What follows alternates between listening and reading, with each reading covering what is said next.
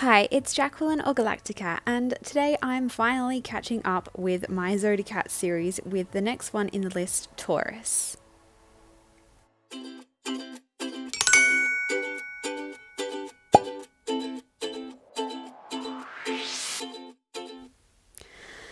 So yeah, it's been a while since I've done one of the Zodicats series and I'm a little bit behind, so we're catching up today with Taurus. As always, I'm starting with my sketch as you can see here, and I thought that this cat should have longer ears like a Khajiit from Skyrim so it can match the Taurus zodiac symbol. Then I rounded the tail a little bit to match the bottom of the zodiac symbol as well. I also gave the cat a little ring nose piercing like a bull would have. It's a bit hard to see in this shot though. As you can tell, the pose is kind of similar to how I did my last Zodicat, but I did really want to play with those shapes that matched the Taurus symbol. So now I'm taking my Sharpie pen and just doing a quick outline. I find it easier to do an outline first rather than after I paint because I have that guideline there. If you want to try out this method too though, make sure that you have a pen that does not smudge or smear underwater. The Sharpie pens are really good for this, but I know that the Artline ones are really bad for smearing under watercolor. The outline that I put down now is kind of a really light and almost rough outline. I do go back in after everything's done with a thicker pen and outline it, but then I also thicken up those lines with my Sharpie pen again as well, just to bring them back through the watercolor. Going in with the watercolor now, I decided on a purple for this one. I was looking up Taurus aesthetics on Google Images and I actually found a lot of different colors. Compared to the last one, Aries, that I did, I found a lot of the same theme. There was a lot of oranges, a lot of reds, but for Taurus there was actually quite a lot of different color variations. So in the end I decided to go to the complete opposite of Aries, which was red orange, and go with a purpley blue. On the plate that you can see on the left, I have my Winsor & Newton Cotman's Range Cobalt Blue and Permanent Rose on the opposite side that is just out of the camera angle, and I'm mixing those two together to get the purpley and blue colours. I do predominantly use these colours throughout this piece, but you can see on the right that I have my Sennelier pan set, and I use the neutral tint, which is kind of like a Payne's Grey, and the black as well a bit later on. So now you can see me going in with my blue before the purple has dried to give it a nice gradient and some kind of shading effect as well. I'll pretty much just repeat these steps over and over again to get a nice depth of colour, but I'll also use the wet on dry technique a lot as well to get a more intense shade. I realised at this point that the colours and the pose that I chose kind of remind me of Mewtwo from Pokemon. Let me know if anyone else got that vibe as well. Now that that layer is dry, I go in with the wet on dry technique to make the shadows a little bit more intense. I also blend those out as well so there's not a harsh line. Again, I repeat these steps over again until I get the depth that I want.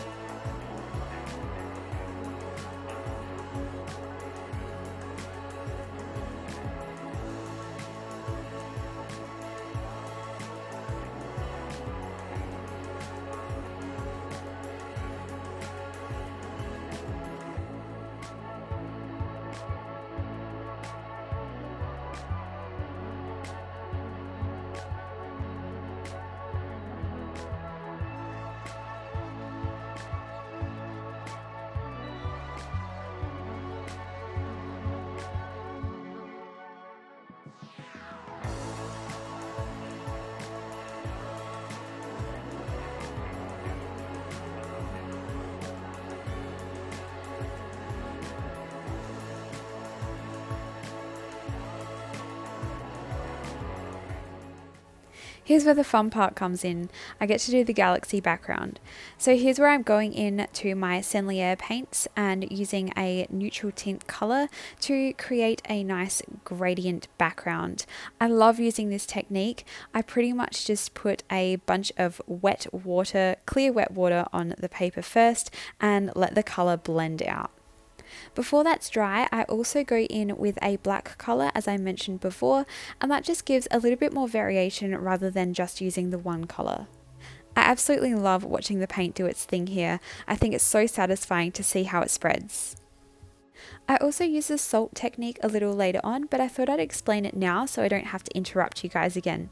So what I do is I get some rock salts and I put them on the wet watercolor background, and it creates a nice pattern and a little bit of a different texture. I honestly haven't used that technique too often. I learnt it back when I did a Galaxy tutorial through Emma Witt's Watercolor Academy. It was called something completely different back then, but it's the Watercolor Academy now if you're interested. And I haven't really used it since then. But I saw someone use it in one of their pieces recently, and I really wanted to incorporate it into one of mine as well.